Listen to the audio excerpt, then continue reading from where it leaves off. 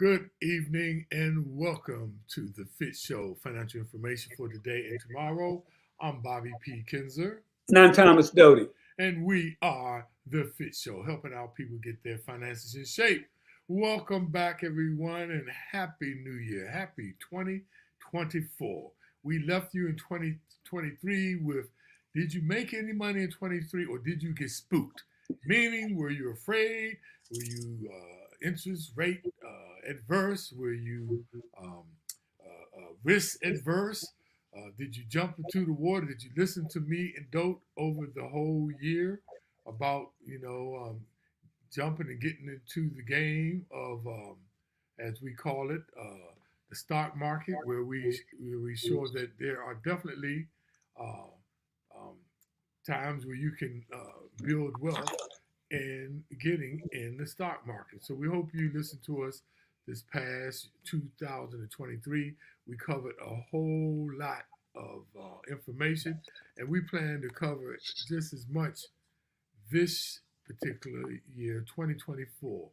Our theme for the show this January the 4th is Do More in 2024. We got action packed, and as always, we got 20 pounds of knowledge in a 10-pound bag. So make sure that you share this information on Facebook Live and also subscribe on YouTube.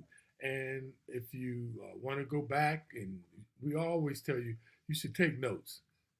Break out a pencil and paper and write some of this down. But if you do not take notes, please be assured that you can go out there and on archives on Facebook Live and on YouTube and catch any of our shows within the past year. You don't go back past a year, but within within a year, we keep our shows online. And if something that you want to go back and refresh your memory with, please feel free to do that. And we really encourage everyone to we encourage people to share this information because we found out people don't know what they don't know. So we're trying to provide as much information as we always say. We've heard the old saying, knowledge is power, but we believe that knowledge is power, but even putting it into action is even more power. So um, if you got questions, and as we always say, if you click on the like button and the heart button, that gives us traction. How the algorithms work for us to reach more people out there in the world, and also please, we like to make this interactive. And the way that we make our show interactive is that you can use the comment box. If there is any questions that you have, and if it's something totally different, as long as it's in the financial realm we talked about, put it in there. We feel we can address it, we'll address it now, or we would definitely drop a note to you and address it. But if there's things you have questions about or opinions on things, we're open to that, all of that, because we just don't consider ourselves the know-it-alls. We like for you to share some of the information that you've learned, and that's how we learn. So we all about sharing information, and that's what the FITT Show is about. So with that, I will start with what we always start off with. We start the top of the show with the stock market update.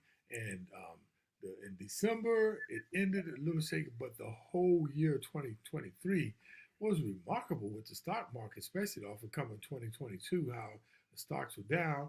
We did really good. So, with our wonderful guru of the stock market, Dote, you're going to share with us, is it good news or is it bad news? It's really neither. It's kind of lukewarm, but as you can see, the Dow was actually slightly up, just a little bit, basically flat. This has been a rough year so far, and it's only 4 days old. The Nasdaq has taken a pretty big hit, and I think that's because the market's kind of looking for some direction. Everybody's kind of hoping that the Fed's going to cut interest rates starting in March, but there's not quite enough information to make that definite. See, Nasdaq's down about 3%, and Microsoft and Nvidia are down pretty much in line with that. the big drop in Apple and Tesla. We always talk about how um, just volatile it's going to be. It's going to be up and down until things have settled down. They brought out their Cybertruck and actually had more deliveries in the fourth quarter than they were expected. But again, it's been up and down. But Apple is the one that's a little bit concerning at this point because it's down. It was actually downgraded by a couple of investment companies. You know, Barclays was one. The other one I had never heard of. But they both downgraded, and there's a bunch of reasons why people are thinking that Apple's their growth in their basic business, what they do with the handheld, is kind of saturated. They haven't seen the kind of growth that they've seen in the past.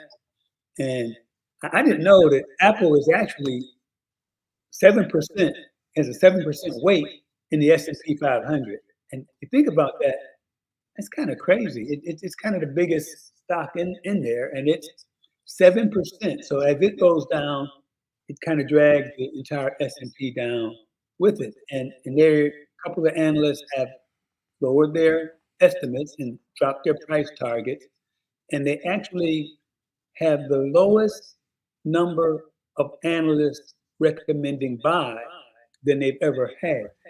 And the issue is basically that their phone market is actually down. The revenue from the iPhone sales is down about $5 billion in 2023 from the prior year. Now, they're making that up through their service business, which has been growing like almost 20% a year. So you got some analysts who believe they're going to make it up with the service businesses as this other market seems to have matured, but it's not really sure. And this isn't a new issue. Uh, you look at our list of stocks, and I didn't know on my list of stocks, I didn't know I had 6 of the so-called Magnificent Seven, and those 7 are, you know, as you look at our list, Microsoft, Tesla, Apple, Nvidia, and Google. Those are, I don't think we have Google on here, and Meta, of course. That's the 7th. And Apple actually did the lowest of all those. Now, they all had pretty good years. They all had pretty good years, but Apple only rose by 50% in 2024. The NASDAQ in total was up 54%. And NVIDIA was up 239%. That was obviously the star. And even Microsoft was 57%, which was kind of modest compared to the others. And so Apple was kind of dragging tail on that. So that's what we got to keep an eye on. I'm still convinced in the long term they're going to continue to grow. And another thing that has dragged them down is they're kind of lukewarm in all this AI talk. And it's kind of funny because nobody really knows what that's going to bring, whether that's going to be, and people are obviously betting on NVIDIA, and that's why it's going like crazy because of AI and some of the other big tech stuff. And Apple's kind of playing it cool when it comes to that. In their minds, they've already got some AI things going on, and so they aren't jumping out there pushing it and talking about it as much as some of the other companies. So that's the issue. And that's where we are with Apple. Pfizer hasn't changed that much, and I think the last one, Amazon. I can't see the bottom, Bob. No, that's it. Nvidia is the last one. Okay, yeah, we don't have Amazon or Google on here, and Amazon's kind of down right now too. But that's where we are. We got to wait. The market has to get some direction and see if the Feds really are going to cut interest rates. Typically, when interest rates start going down, the stock market starts going up. Bank stocks start doing better, and life is usually good. But I don't think we have any clear signs of what's going to happen in the future. And as we always tell you, you invest for the long haul. Nobody tries to play these short-term market ups and downs. And if you do, you got to be real good at it. And I don't know anybody who is real good at it. So we typically invest for the long haul. I just want to two things I want to bring to people's attention. If this is your first time on the FITT Show, If because some people ask me, why do we have these stocks? Why do we track these stocks? And one of the reasons we track these stocks is just because these were just the stocks that Dope have picked, and I have some of them too. And these are just for his stock portfolio, and that's what we usually go with. And as you see, a few of them are within the Magnificent Seven. So that's the other reason. And I want to bring note to the first column. Um, reason why we have December the 30th, 2023, because we didn't do last week. So we're comparing to the end of the year and to this week, current close. So just want to bring that to everyone's attention. So, Dope, just can you give a clarification on the understanding of when you say Apple has a 7% weight? Can you explain what that means? If you look at his market capitalization, the value of all the stock that they own, it's just a big company. It's huge. I think it's pretty much the largest in the whole S&P. It's almost this year. I think they're going to reach $4 trillion, which is kind of tells you how big it is. I mean that's huge. That's a big company. And so, you look at it in those terms, it's when it starts going down, I believe a lot of people are invested in Apple. And as it goes, so does the market. And so to see it going down is kind of a little disconcerting, but it's done so well over the years that it's not surprising. It can't continue to keep the level of growth that it had, you know? And so Right. that's kind of where we are. Right. That's good to know.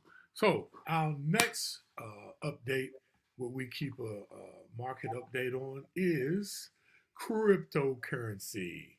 So let's look at the cryptocurrency market. The total market cap for the cryptocurrency is up 32 billion. It's 1.7 trillion dollars, up about 2%.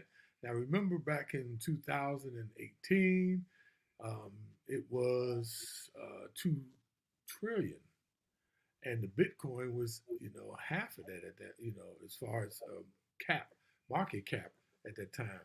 But now the Bitcoin, ladies and gentlemen, and let's look at it.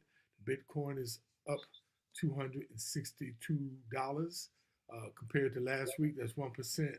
However, today's the Bitcoin went down. Remember, the Bitcoin is 24 hours. You go out there and track it. It is live. It is on the market 24 hours a day. And the actual Bitcoin from the day it went up for $1,392 though, a Bitcoin just in today. So, like we always say, these are highly speculative instruments, and if you're going to play in the game, only play with money that you're willing to lose. Ethereum, which is a smart contract, is up $24 at $2,269. This has been holding pretty steady. Tether, which is what they call a stable coin, where it is pegged to the dollar, and it's still staying pegged there at the dollar. It's just that the volume goes up, and that's how the value of that particular cryptocurrency. Now we've been tracking Solana for, I don't know, though, about maybe a month, 2 months now. We switched from Shiba Inu, which is dogged and tanked. But Solana has been going up every week, though. Every week. I think when we looked at it, it was way down. It's now up to $105 cryptocurrency. It's up $13 a coin. I don't know what's going on with Solana, but it's been going up about 15-20% every week. Dogecoin, which was backed by Elon Musk, is still at number 11. Out of all it's over about 45,000 cryptocurrencies now, and we sort of stay with the top 10. But the Dogecoin was in the top 10. It dropped down to number 11, and it dropped again. It dropped from 9 cents to 8 cents. At one time, it was a full dollar up higher, but Elon Musk helped that to tank. But that's this market. Hey, Bob, let me correct myself. Apple's market cap is almost $3 trillion, not Okay. four. So That's just still want to up make sure I there. didn't give you out any bad information. But it is the largest in the S&P 500 at almost $3 trillion. Uh, the value of the company. Holy moly. It's big. That is humongous. And the bigger you get, you can't continue to grow like leaps and bounds as you can when you're obviously when you're smaller. And so I think that's some of the pressure on Apple right now. And plus, it's at the bottom of the Magnificent Seven at a 50% growth in 2023. But if you could get a 50% growth on all your stocks, nobody would be complaining. Yeah, I'm telling you, and not no super high risk either. That's the other key to it. Right. You know, and I meant to tell everybody because you know why. You know, I'm in the commodities game with gold and silver, and gold is staying over $2,000 though. It was staying under like $1,900, $1,800 an ounce. It is now approximately $2,050 an ounce. So gold is going on up. Silver is up, but it's been moving slower. So the commodity market is still, alternative investment. But like we say, make sure you understand what you're getting involved in. Most of the times, it's about the long play, and make sure you are using money that you don't need on a daily basis. So with that though, man, more in 2024. What are we talking about? We're going to talk about everybody's New Year's resolutions. I mean, if you look at it, everybody you know makes New Year's resolutions, and I go to the gym, and it's amazing how many people are at the gym in January, and they usually hang in till about the middle of January, and then by the time you get to February, they're all gone. So we're going to talk about people who make finance-related New Year's resolutions and some of the things that you should be making as your New Year's resolution if you want to be have a good ground, a good base for trying to grow wealth. And most people do make them. That's what we're going to talk about today. And if you want to make some positive changes or not sure how to proceed, we're going to talk about some goals you should have that would help you get a handle on your finances. Yeah, and it's quite as big because with such large number of Americans looking to make finance-related resolutions this year, we're going to share some top experts' New Year's resolutions for 2024 in order to help people to maximize their financial success in 2024. Now, there's approximately about 14 New Year's resolutions that we tapped into these experts, and Dote is going to share with you the first one. Yeah, and again, this is things that you ought to do and make sure you do as soon as you can. And the first one is check your credit report. I mean, I must get an email every other week about somebody's financial information having been compromised, and they have your name, number, address. Some of them have your social security number. So check your credit report as a quick indicator of your credit health, and you can see if there's anything out there that's not true. It gives you a good detail of your history, and you can see information about all the accounts you have and your payment history and your latest balance. Check and make sure those are correct.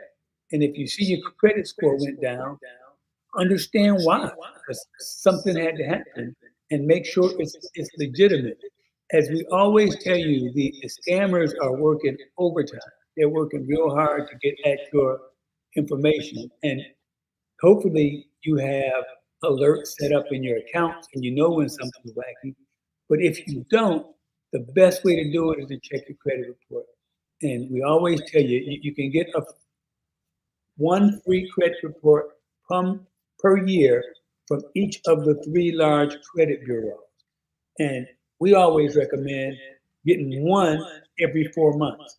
For example, if in January, you go get Experience, and then wait 4 months, and then you get your Equifax. Wait 4 months, and then you get your TransUnion. And that way you stay on top of what's going on with your credit life, somebody's doing something, you have an idea of what's going on, and you can catch it before it gets too far out of hand. And now again, that's kind of the credit report is kind of like a scoreboard. It's not telling you what's going on day to day, and so it's more of a backdrop or a secondary control because you should have all these alerts set up to let you know when there's an account, something charged to your account, or if a new credit account line has been opened.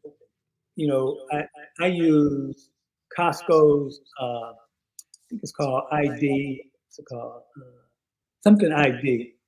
And if somebody opens a new credit account, it sends me an email. If somebody, my address changed, it sends me an email. And it costs like $10 a month or something. But I pay for that. So if you don't do that, make sure all your credit cards have alerts and make sure you have some mechanism for finding out what's going on in your credit world. And if you don't do any of those things at a minimum, make sure you check your credit score and credit report. Get your free one. And the website is annualcreditreport.com. It does not cost anything. If you don't go to the right one, they're going to try to sell you something. But if you go to annualcreditreport.com, you can get your free credit report. And just wanted to remind people, because a lot of people ask me when they go out there, and they like, well, Bob, what good is the free annual credit report where they don't give you your credit score? Because they'll tell you if you want your credit score. This is the key how to read that free annual credit reports from the three major credit bureaus. Remember this, you all. There are several different credit bureaus, so don't get mixed up and think it's just three, but they are the three major ones that retailers go to and actually go to get the scores because they keep the FICO score. And the next one now is the Advantage score. But this is what you need to understand when you don't have credit scores. You look at the risk factors, and that can tell you a lot what's going on with your credit. The risk factors are things like your utilization rate. It gives you that. It gives you that, and you should keep your utilization rate below 30%. That's the allowed credit credit and the actually outstanding balance. The next one on there, you'll see 30, 60, 90-day delinquencies. You seeing that is no question your credit score is going to be hit. So those are risk factors that you can look out there. Multiple inquiries that's going to pull your score down. Those are the things that you will see. So that's why that answers the question when people say, oh, I don't get a credit score. What good is that from the free ones? Because they have risk factors that can help you determine. It doesn't give you the exact credit score, but it lets you know that your score is being pulled down and what is pulling it down. So now I want to talk about taking advantage of your employer offered financial wellness benefits. Now, what does it mean? Now, one of the biggest untapped areas to build wealth easily is through employers' benefit packages. A lot of people don't really understand their employee benefit package when they start working, and that's one of the things you need to do. A survey found just 38% of workers take advantage of all financial wellness benefits offered by their employer.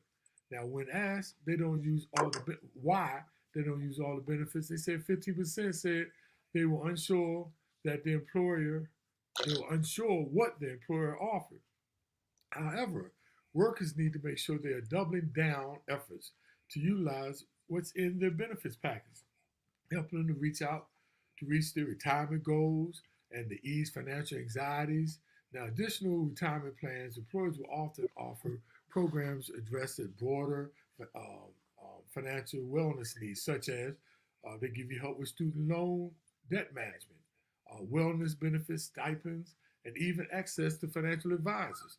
Now, in the new year, workers need to look beyond their paycheck and ensure they're making the most out of their compensation packages.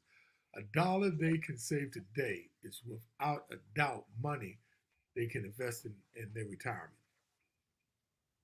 Okay, and the next one we've hit on before, and it deserves to be talked about constantly, is eliminating unnecessary expenses. Everywhere you go now, you see subscriptions. You go to the car wash, they want you to sign up so you can get your car washed as many times as you want in a month. There's all these streaming subscriptions. There's a zillion of them out there, and it's really easy to lose track of what you have. And it's really, you need to take a look and see if you're getting your money's worth. Are you using them?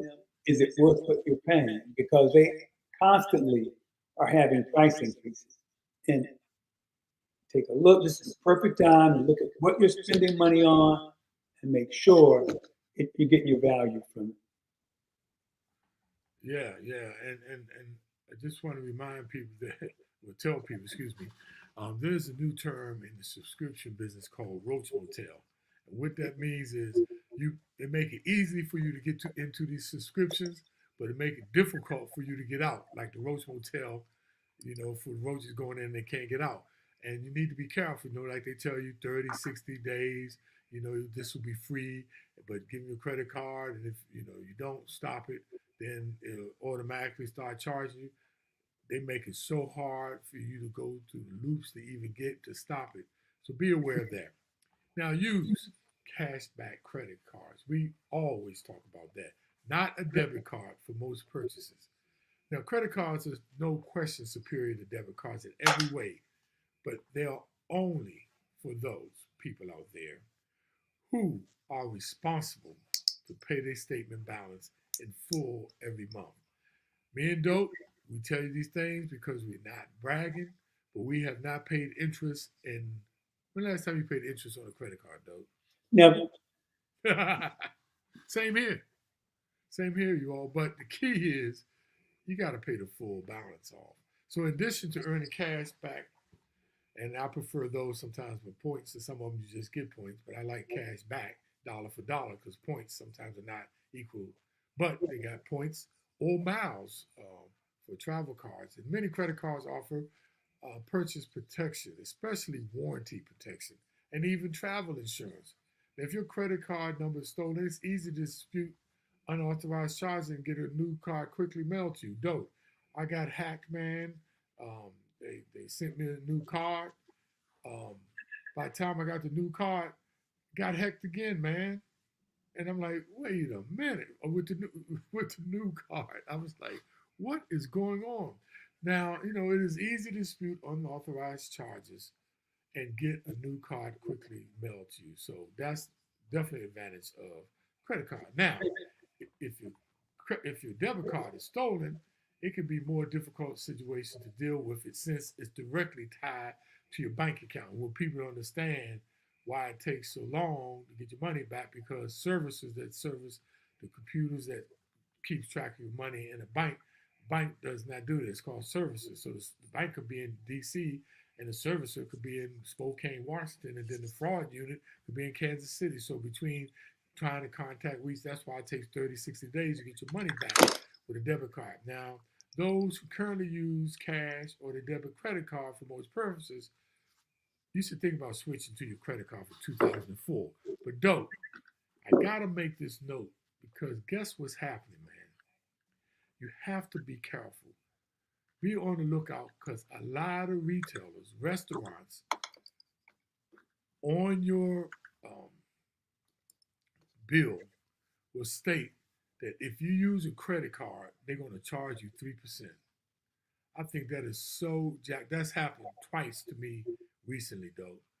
Now they have it on there, but it's upon you if you want to use a credit card because, as you know, say if it's Visa and you shopping at Target, they're going to charge Target 3%. And in the past, and trust me, that 3% that Target was being charged by the card people, they were baking it into the price of the products. But now they're not only going to be baking into the price of the products that you buy, they're asking you up front. If you use a credit card, we're going to charge you 3%. I think that is so bogus, though. Yeah, but when times are tough like they are now, companies. Now I've been in meetings where you sit down and try to find ways to increase your revenue, and that's one of those things that a lot of people may not even notice. And that's why what you're saying makes so much sense is to tell people they got to be aware of this fine print that somebody might try to slip on you. So you really got to pay attention to that. Okay, another thing you should look at first of the year, look at where you're paying interest. Okay, whether it's your mortgage, and right now it's probably impossible to refinance, but you can still look at your credit cards and see where you're paying interest. Is there any way you can lower your interest rate? Can you consolidate? Can you talk to your creditor and work out more favorable payment terms? Can you consolidate onto a lower credit card, lower interest rate? And this is one you're going to have to monitor throughout the year, because if the Fed starts cutting interest rates, you might get to a situation where you can lower your debt service by switching to a lower interest rate situation. So you got to stay on top of that and make sure you're paying as little interest as you can, because that's one of those things. Once you get on that treadmill or hamster wheel of paying interest, it's really hard to get off, because it's crazy. And the numbers they gave in this Kiplinger article talks about 43% of all cardholders receive or revolve, in other words, paid interest on their credit card.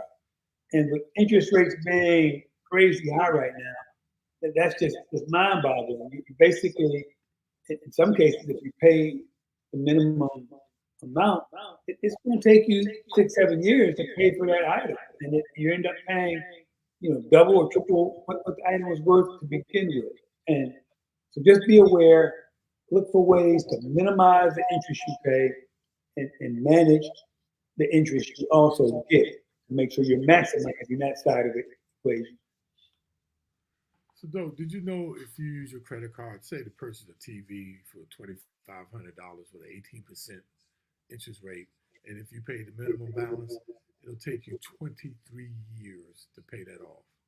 Yeah, everybody's got a different minimum. Some of them are really, really low. And Yeah, some people don't take the time to figure out. But yeah, it's going to take forever to pay for that. yeah, yeah. And but now because of the law, um, President Obama put in place with the um, Consumer Finance Protection Bureau, the credit card industry wasn't regulated until they created that bureau, and now they make the credit card people put at the bottom of your bill.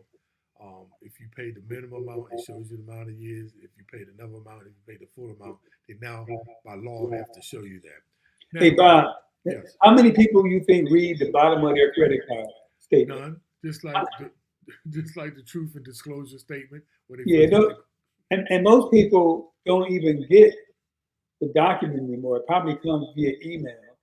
right. And I can honestly say, I don't think I've ever read all the verbiage that comes with a credit card bill.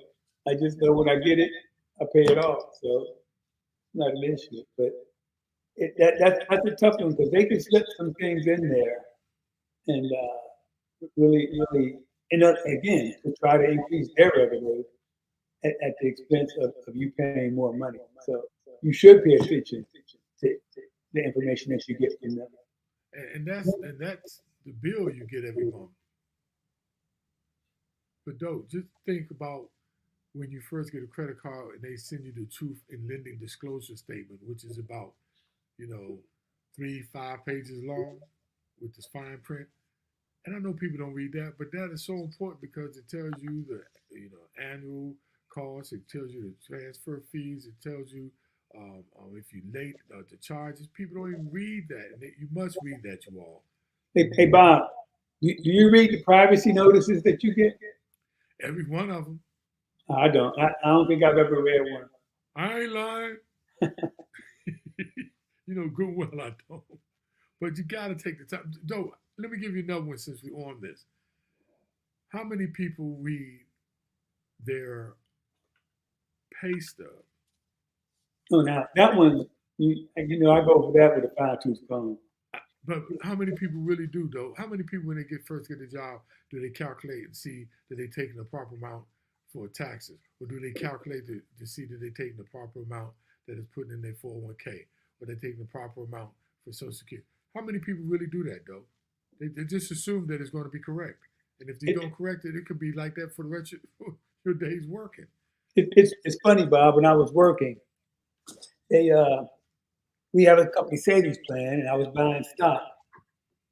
And me and another guy would look at our balances every day just to see, how much it changed.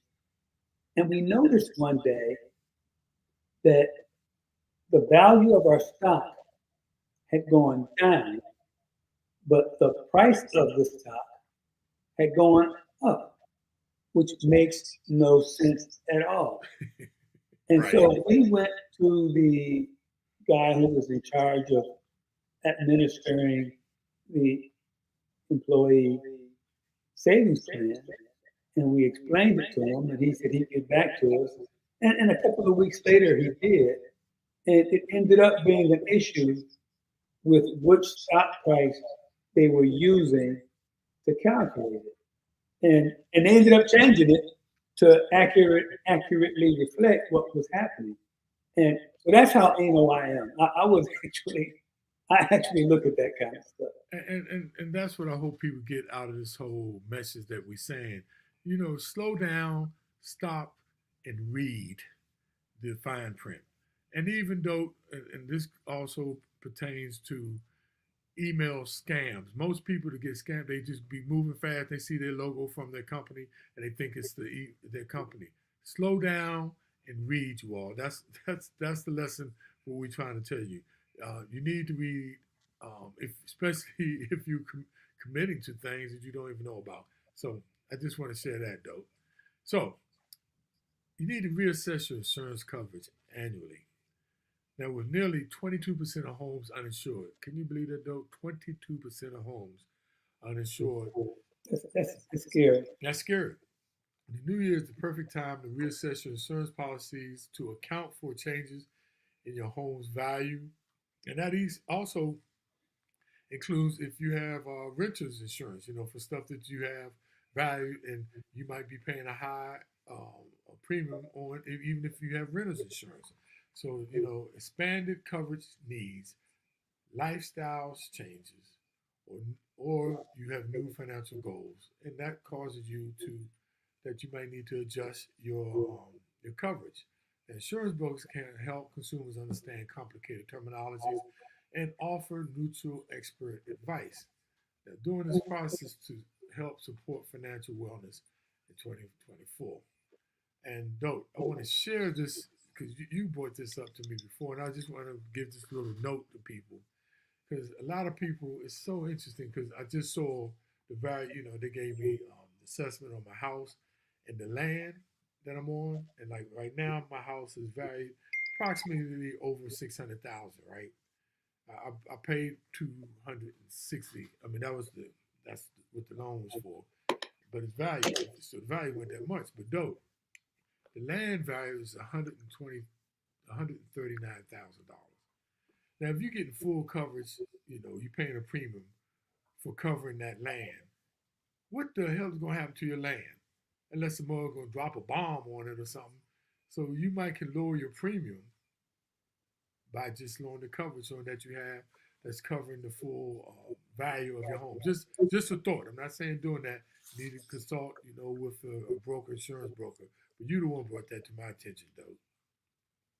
Yeah, that's one you just got to pay attention to and make sure it makes sense to you. And we mentioned an 80% rule, so hopefully you remember that too. That can play a big part on whether or not you are covered as you think you are. Okay, the next one is always my favorite. If you're going into this year, sit down and take a look at any big purchases that you plan to make, and make sure you have a budget to do so.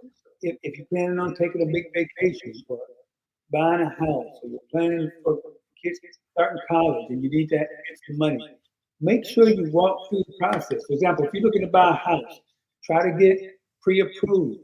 Understand what your budget is, understand what your property taxes are going to be, and how much they've gone up over the years, so you can prepare for that.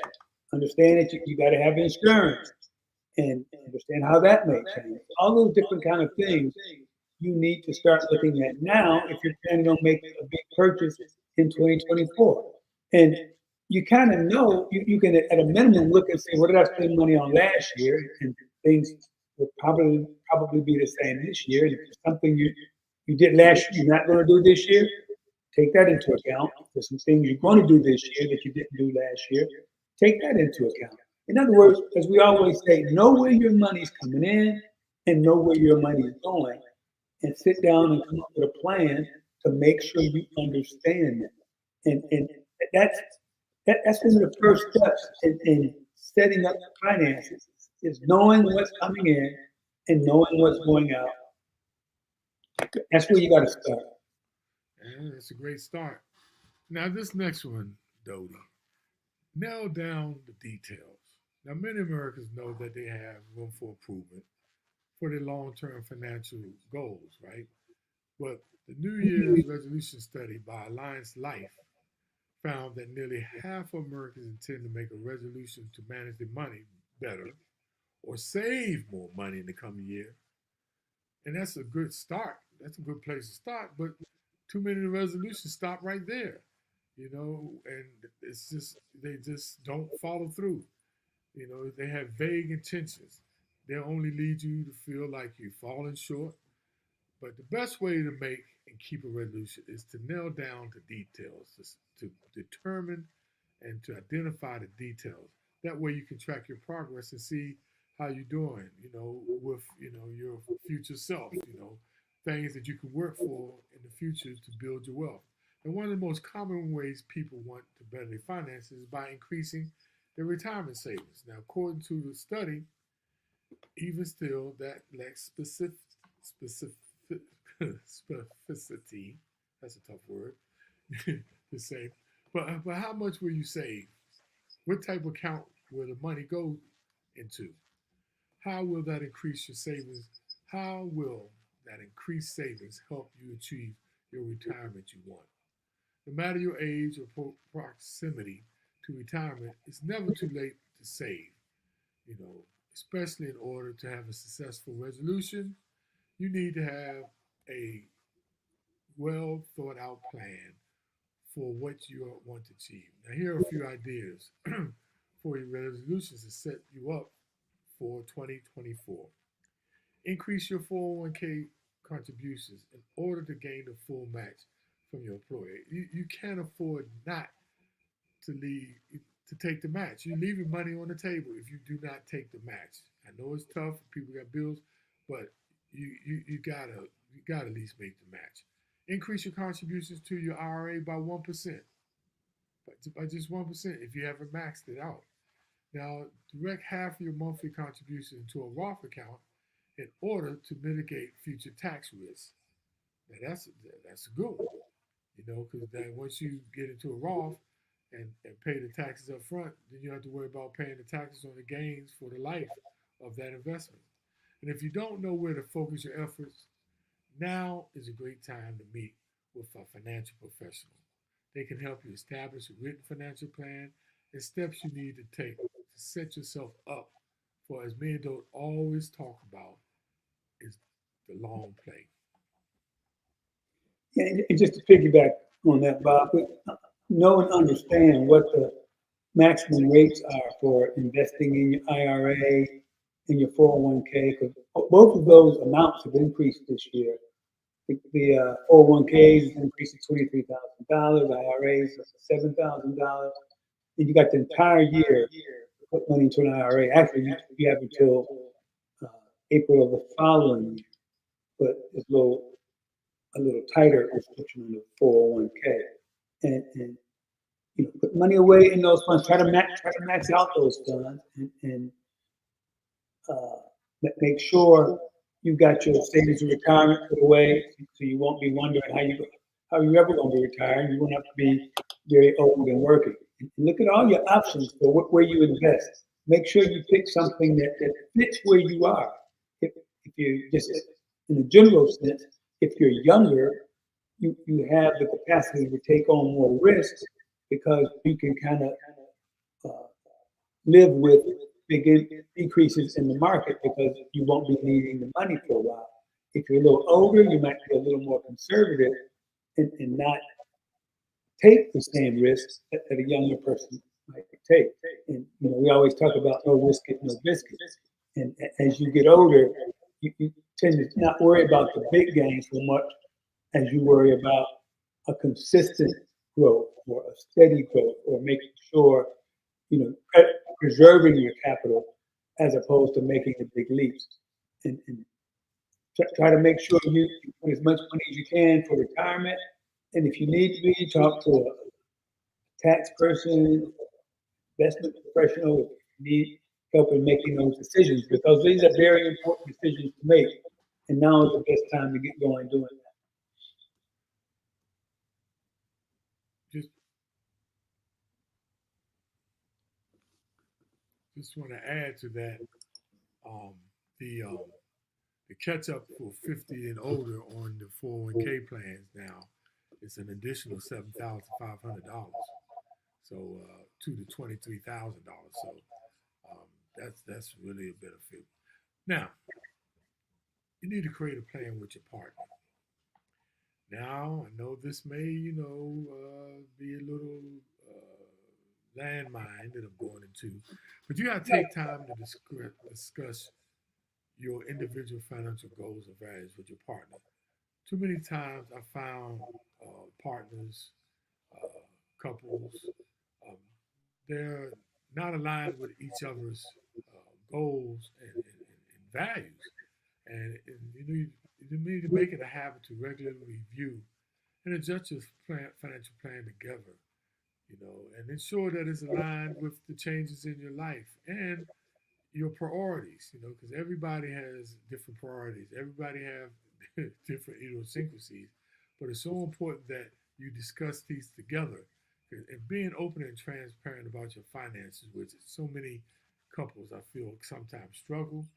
But being open, it can benefit both your relationship and even your financial well-being. And the next one is start as early as you can. And that should be right now.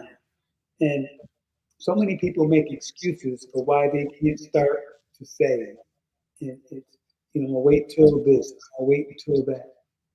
There's no time like the present to start. There's nothing that should keep you from starting. We always talk about paying yourself first. And if you're trying to put money away for retirement, the earlier you start, the easier it'll be. And we always talk about compounding effect, how much more money you can make if you start early. And the numbers are daunting when you look at starting at 25 or 30 versus trying to start at 40 or 45.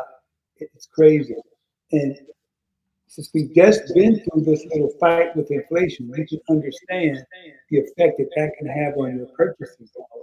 So, example, if you need $100,000 today to live, that's what you want to have in your retirement. Well, you got to look at inflation is 2.5% a year, and the Fed is trying to get down to that level, and that'll be equal. That 100,000 will be equal to 180,000 in year 25. So 25 years from retirement, you need to have 100,000. You want to have the equivalent of $100,000. That number will be 180,000 in year 25.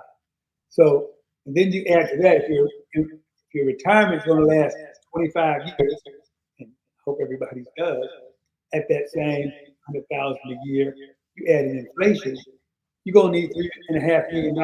And I know that seems daunting right now, but if you start right now saving, you can put a dent into that number. The next one is you need to take control of your interest rates. Now, we know the Federal Reserve has raised interest rates so many times in recent years, and it remains unclear when they'll finally, start lowering them, and you just feel powerless, right? But the truth is, you don't have to wait for the Fed to act. If you got good credit, you have several options to bring your interest rates down long before the Fed does anything. Like consider a zero balance transfer credit card or a low interest personal loan. They can save you real money and significantly shorten the payoff time of your debt. Also, if you simply call your card issuer and ask for a lower rate, a Lending Tree survey showed that 70%, 76% of people who asked their insurer for a lower rate in 2003 got one. Now, I've talked to many people. They say, Bob, I called and they told me no. Yeah, but you just never know unless you call. But according to this Linden Tree survey, on the average reduction was about 6 percentage points. Now that's a big deal. Now the success rate, which was high for years even before the pandemic, indicates that it isn't just folks with high credit scores over 800 and long track records who are getting their way. It's real people who need real help. It's absolutely worth making a call. Yeah, and we touched on this before, but now is the best time to start thinking about that. You have to have an emergency fund.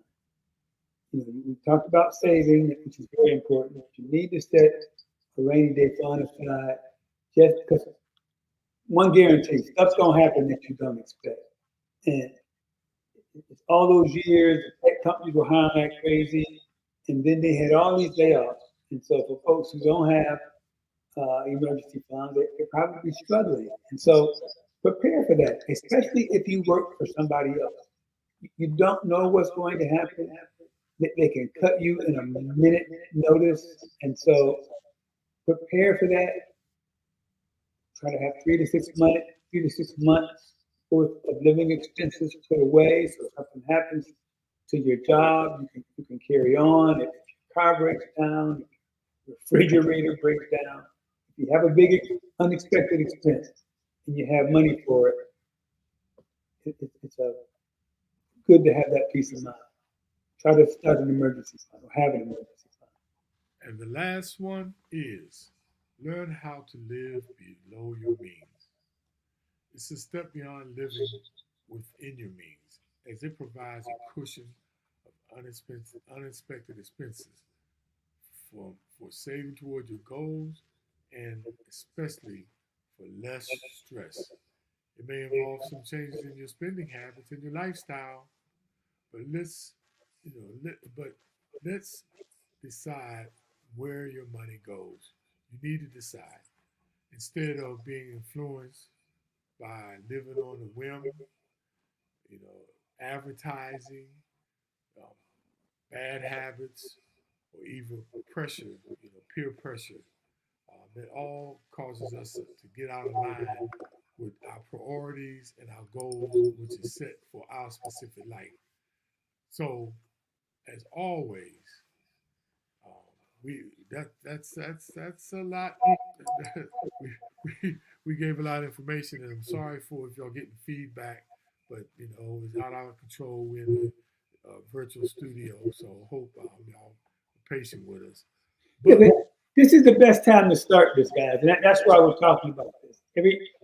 This should be part of your New Year's resolution to hit on some of these items and get going in 2024. So when you end the year, you've accomplished your financial goals. So with that, dope, let's go to the summary and takeaways. Okay. First one, review your major financial elements. That's your credit report, your insurance, your interest rate, your company benefits. Make sure you're maximizing those things. And if you are, and you can make changes, this could have a couple $1,000 effect on your money throughout the year.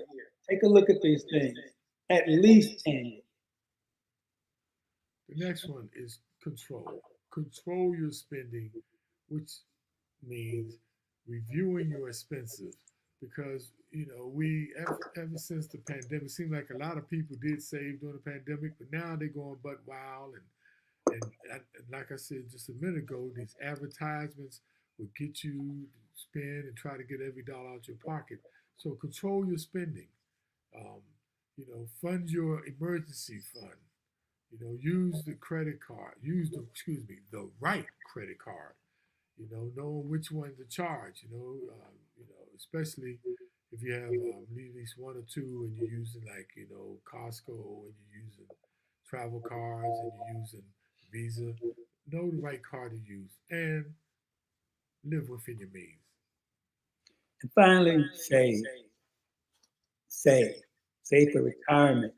Save for special events, whether it's college, a wedding, vacation, any major purchase you may have. And also invest. So those are the three things you got to save for the future, things that might happen, and just invest to continue to build wealth.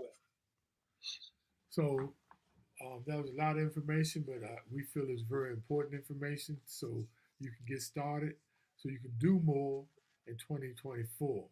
I'd like to thank everybody who definitely stayed with us last year, and then we want to thank everybody that's starting the new year off with us. I'd like to thank my sister Linda, my sister Nolia.